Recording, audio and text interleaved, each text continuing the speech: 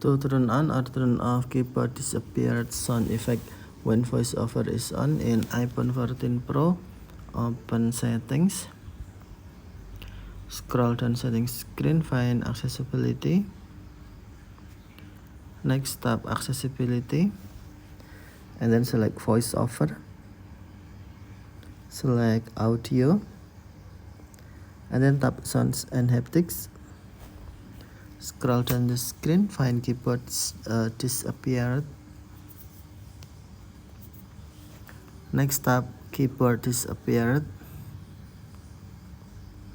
And then on sound, tap switch until green to turn on or tap switch until green to turn off. Tap sound switch until green to turn on keyboard disappeared sound effect when voiceover is on or tap switch until green to turn off. Okay, thank you for watching. Have a nice day.